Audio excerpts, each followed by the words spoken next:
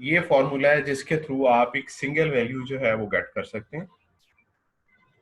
जब आप गेट कर लेंगे, फॉर एग्जांपल अब आपके पास दो मॉडल थे और एक मॉडल जो है, फॉर एग्जांपल मैंने इन दोनों को टेस्ट किया और आपके पास M3 जो है उसकी वैल्यू जो है वो सपोज 0.75 आती है, और एक और मॉडल है M4 और इसकी वैल्यू जो है वो 0.76 आती है, तो हम कह सकते हैं कि दिस मॉडल इज गुड क्योंकि इसका एफ स्कोर ज़्यादा है। ये मैं सारा इस वजह से पढ़ा रहा हूँ क्योंकि आपने पेपर पढ़ने, रिसर्च पेपर पढ़ने शुरू करने हैं।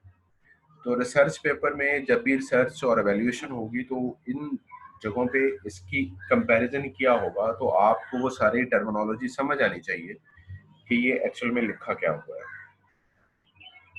ओके, तो आप इस तरीके से कर सकते हैं। यहाँ तक कोई क्वेश्चन हो तो बताएं। क्लियर है sir.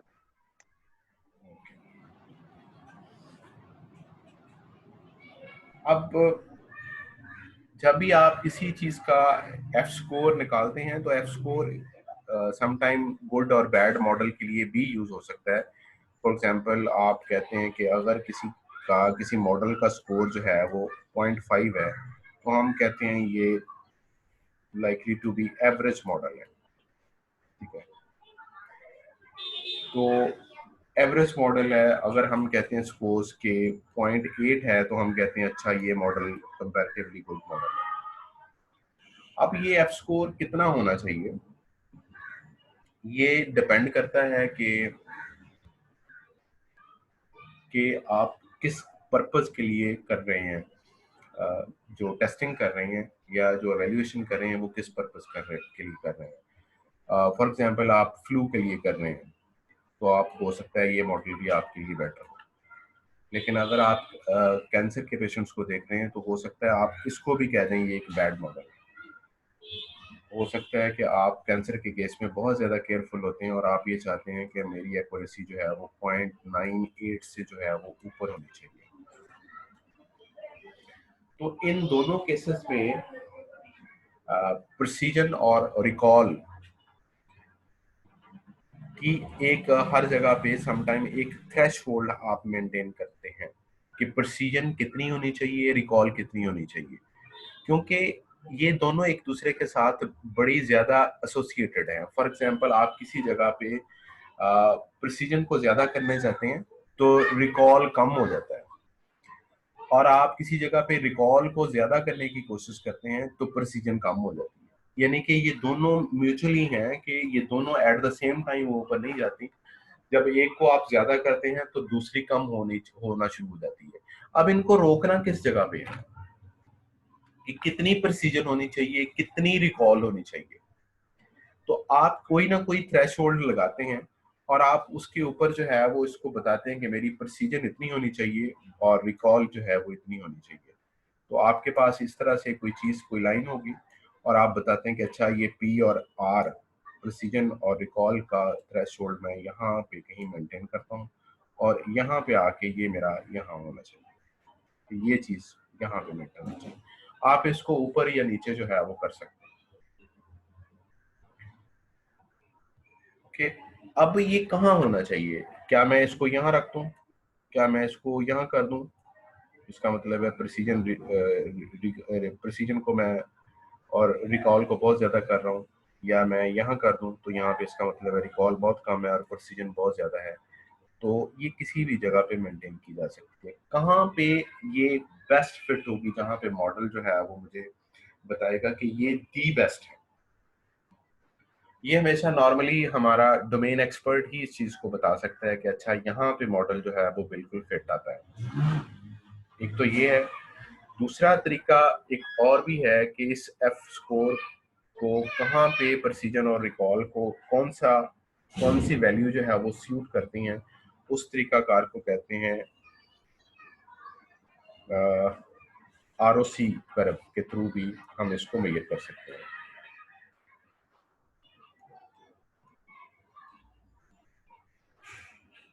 Receiver operative curve, ROC operative operative curve, receiver operative curve इसको बोलते हैं। और इस कर्व के अंडर जो एरिया आता है उसकी टर्म को बोलते हैं AUC, उस एरिया अंडर द कर्व। तो जिस कर्व के अंदर सबसे ज्यादा एरिया होगा उसको हम कहते हैं अच्छा ये थ्रेशोल्ड सबसे बेहतर है। मैं इसको थोड़ा सा एलाबोरेट करता हूँ।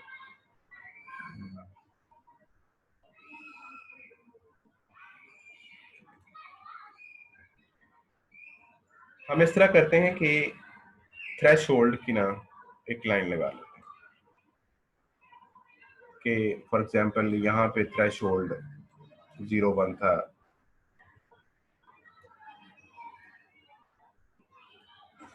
सपोज यहाँ पे 0 सपोज 0.3 था, यहाँ पे ये सारी हम इस जगह पे डिफरेंट थ्रेशोल्ड रख लेते हैं। जब हम थ्रेशोल्ड रखेंगे ये सारे डिफरेंट थ्रेशोल्ड के ऊपर प्रिसीजन और रिकॉल के ऊपर अपनी एक्यूरेसी को चेक करेंगे, तो हमारे पास हर एक पॉइंट के ऊपर एक ट्रू पॉजिटिव रेट होगा और एक फॉल्स पॉजिटिव रेट होगा।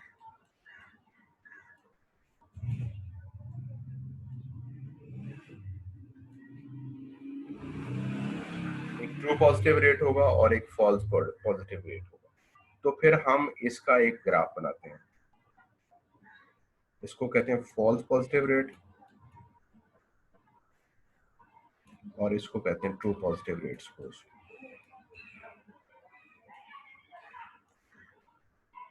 जब हम थ्रेशोल्ड 0.01 रखेंगे तो आपका ट्रू पॉजिटिव रेट बहुत तेजी से एक्सपेंड करना शुरू कर जाएगा। जब आपका क्यों करेगा? क्योंकि आपने ये कहा कि अगर किसी के 10% से ज्यादा चांस है फ्लू होने के तो हम उसको कहते हैं तुम्हें फ्लू है। आपका थ्रेशोल्ड मेंटेन हो गया, ओके, तो आपकी कर्व कुछ इस तरह से जाना शुरू हो जाएगी, बिल्कुल ऊपर। ट्रू फॉल पॉजिटिव बहुत कम होंगे जबकि ट्रू पॉजिटिव बहुत तेजी से बढ़ेंगे आपके पास जितना भी डेटा सेट है, ओके। इसके बाद आप क्या करते हैं, इसके बाद आप इसके ऊपर देखते हैं कि क्या आता है ट्रू पॉजिटिव और फॉल्स पॉजिटिव रेट। तो आप यहां से इसको शुरू करते हैं। तो अब क्योंकि आपने 30% पे कह दिया कि जिसको 30% थ्रेशोल्ड के ऊपर किसी को है तो हम उसको कहेंगे फ्लू है, अदरवाइज हम कहेंगे नहीं है। तो फॉल्स पॉजिटिव रेट थोड़ा सा बढ़ जाएगा क्योंकि आपने थ्रेशोल्ड अपना बढ़ा दिया। आप इसको बढ़ाते जाएं तो ये इसी तरह से चलती जाएगी कर्व, और एक टाइम आएगा जब आपकी एक्यूरेसी पीक पे चली जाएगी तो आप यहाँ पे आके आपका फॉल्स पॉजिटिव रेट और ट्रू पॉजिटिव रेट जो है वो मैक्सिमम होगा। क्या आपने एक्यूरेसी जो है वो बढ़ा दी है। लेकिन ये एक टर्म है, ये कर्व जो है वो इस तरह से भी जा सकती थी, किसी भी जगह पे जा सकती है, जो भी वैल्यूज होंगी रियल वैल्यूज। तो विच वन इज बेटर? इसका एरिया ऑफ कर्व जो है वो ज्यादा है as compare to this line. तो हम कहते हैं कि ये वाला मॉडल जो है वो ज्यादा बेहतर है। ये लाइंस कुछ इस तरह से भी हो सकती थी कि ये लाइन इस तरह से जाती,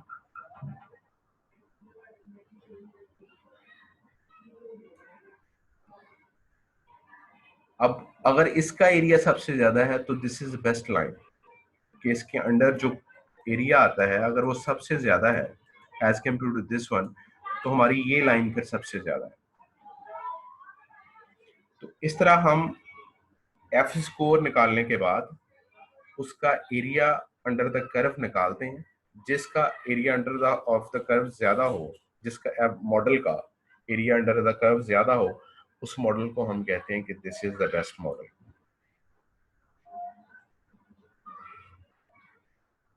तो आप इस तरह से किसी की एक्यूरेसी निकाल सकते हैं। इसी तरह एक और मेजर होता है एक्यूरेसी का, जिसको हम कहते हैं कि अगर आपके पास एक से ज्यादा क्लासेस हैं मल्टी क्लास के लिए, तो आप उन सारी क्लासेस को एक कंफ्यूजन मैट्रिक्स जो है वो ड्रॉ करते हैं।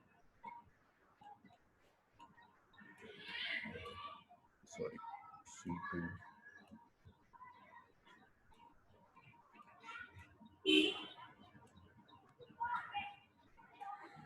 तो आपने जिस क्लास को C1 कहा और वो C1 ही है, तो आप यहाँ पे 1 देते हैं।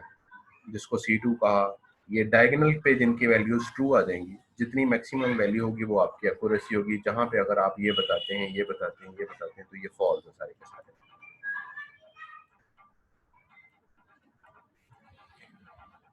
तो ये चीज जो है वो जब कंफ्यूजन मैट्रिक्स किसी पेपर में लिखा हुआ हो, तो यहाँ पे हमेशा एक्यूरेसी होती है। और ये चीज जो है ये हमेशा फॉल्स पॉजिटिव होते हैं। क्या आपने किसी को कहा कि C1 है लेकिन वो C2 था, आपने किसी को कहा C1 है और वो C3 है। तो इस तरह से सम टाइम किसी एक्यूरेसी को मेजर करने के लिए इस तरह की कंफ्यूजन मैट्रिक्स भी किसी जगह पे बनाई है। तो आपने उसको फिर इसी तरीके से देखना। किसी जगह पे ये होता है कि इन चीज़ों की वैल्यू डिपेक्ट नहीं होती, बल्कि यहाँ पे लाइट शेडेड होते हैं। जितना शेड ज्यादा गहरा होगा, इसका मतलब है कि उस कॉलम के अंदर उतनी ही ज्यादा एरर है। जितना वो लाइट होगा, अगर वो बिल्कुल येलो है, सॉरी बिल्कुल वाइट है, तो इसका मतलब है कि वहां पे 100% एक्यूरेसी।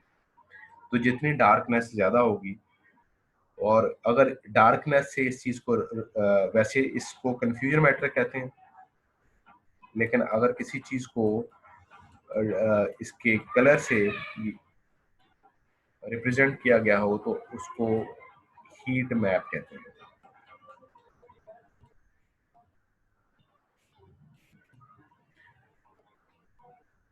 तो इस तरह से आप ये 5-6 चीज़ों को आपने याद रखना है कि प्रिसीजन क्या होती है, रिकॉल क्या होती है, ट्रू पॉजिटिव की डेफिनेशन क्या है, फॉल्स पॉजिटिव की क्या है, फॉल्स नेगेटिव की क्या है, ट्रू नेगेटिव की क्या है। क्योंकि बहुत सारे लोगों को मैंने देखा है कि at the end of the thesis इन चीज़ों की कंफ्यूजन होती है। फिर प्रिसीजन क्या है, रिकॉल क्या है, एक्यूरेसी क्या है, F1 स्कोर क्या है, ROC क्या है, एरिया अंडर द कर्व क्या है, इन सारी चीज़ों को बिल्कुल क्लियर पता होना चाहिए। तो जब आप फिर उसकी एवेल्यूएशन को पढ़ेंगे, तो आपको अंदाजा हो जाएगा कि ये टर्मिनोलॉजीज किस पर्पस के लिए।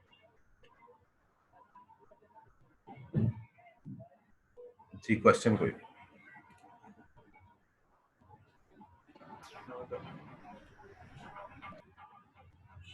ओके, आज का लेक्चर इतना ही है। नेक्स्ट लेक्चर संडे को कर लें या सैटरडे को, क्योंकि बाकी दिन पे क्लासेस हैं, फिर उनके साथ टाइम ओवरलैप होता है, वो पूरा नहीं आया जाता। इन दोनों में से कोई एक दिन मुझे बता दें और टाइम भी बता दें। तो सैटरडे ठीक है। कितने बजे? सैटरडे ठीक है सर। कितने बजे? 5 बजे। 5 बजे ठीक है। यस सर ठीक है। ओके, नेक्स्ट लेक्चर जो है वो सैटरडे वाले दिन 5 बजे होगा। Right sir. ओके। सर ये फाइनल किस पैटर्न पे होगा? सर काजमी तो कह रहे थे वो पेपर देंगे कोई।